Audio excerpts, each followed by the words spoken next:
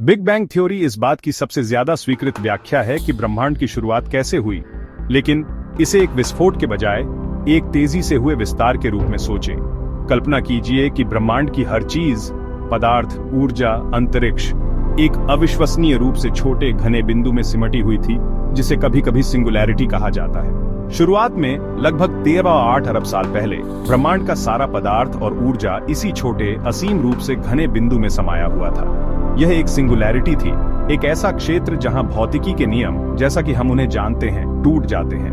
लगभग 380,000 वर्षों के बाद ब्रह्मांड इतना ठंडा हो गया कि परमाणु बन सकें और प्रकाश स्वतंत्र रूप से यात्रा कर सके। इसने अपने पीछे एक हल्की चमक छोड़ी, जिसे कॉस्मिक माइक्रोवेव बैकग्राउंड रेडिएशन के नाम से जाना जाता है।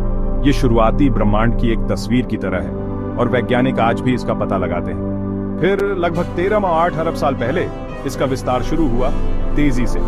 और जब हम विस्तार कहते हैं तो हमारा मतलब अंतरिक्ष में कोई विस्फोट नहीं है। इसके बजाय खुद अंतरिक्ष ही फैलने लगा और अपने साथ सारे पदार्थ और ऊर्जा को ले गया। यहीं पर बिग बैंग शब्द थोड़ा भ्रामक हो सकता है। यह अंतरिक्ष में कोई धमाका नहीं था, बल्कि खुद अंतरिक्ष का विस्तार था। लाखों वर्षों में गुरुत्वाकर्षण ने पदार्थ को एक साथ खींचना शुरू कर दिया, जिससे पहले तारे और आकाशगंगाएं बनी। समय के साथ ये आकाशगंगाएं बड़ी हुईं, टकराईं और विलीन हो गईं, जिससे वे बड़ी ब्रह्मांडीय संरचनाएं बनी, जिन्हें हम आज देखते हैं। हालांकि बिग बैंग थ्योरी शुरुआती ब्रह्मांड की व्याख्या करती है, फिर भी बहुत कुछ है जो हम नहीं जानते।